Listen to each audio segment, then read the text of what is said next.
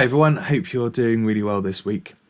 We're continuing our Lent course. We're using a book called The Foundations of Faith, and it's edited by Lee Gatters. You can still get hold of copies.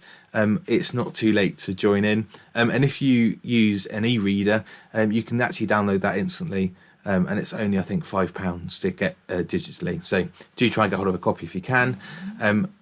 Even if you just want to read the articles, you can do that on the Church of England website. There's a link on our website too, as well as a link to the sort of modern English version of them, just to help with understanding, just in case you're not an expert in older forms of English. Again, you can find that on our website. That's coombe2combechurches.co.uk. This week, you'll be looking hopefully at articles number 5 to 10. And again, get the links online for those. Well, I'd like us in our thought for the week this week to think about truth. How do we know what is true? And so obviously within certain realms, we talk about the scientific method, don't we? We've discovered truth through science, and that's really important.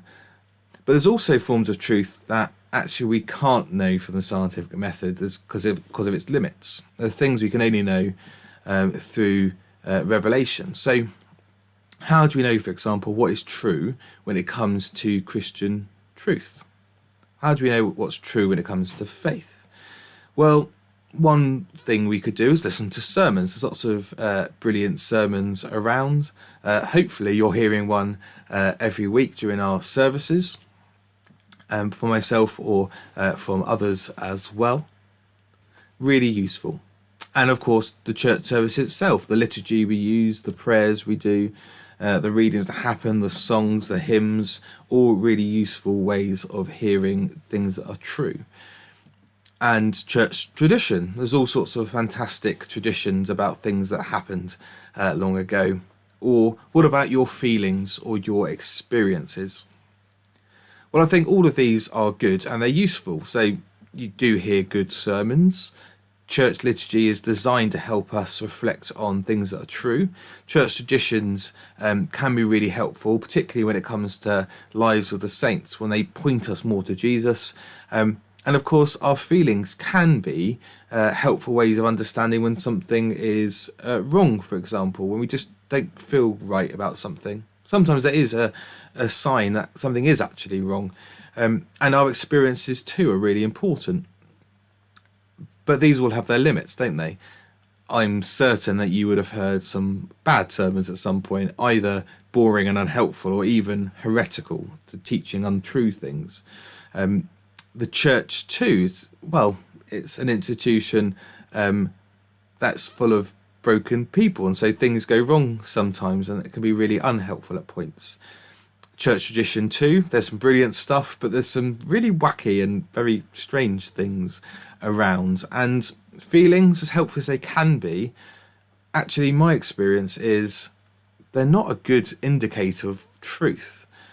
I can feel upset or feel guilty about something that actually isn't real or true, or likewise I can feel happy or pleasure from things that actually are damaging and unhelpful.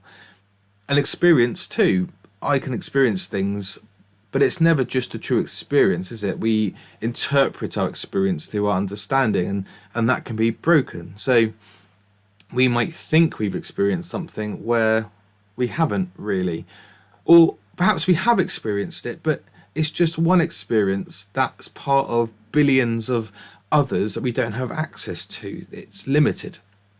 And so if we're saying that these things can be helpful, but they can also be unhelpful, they can help us understand truth, but actually, all in all, they're not the place where we find truth, the foundation of truth.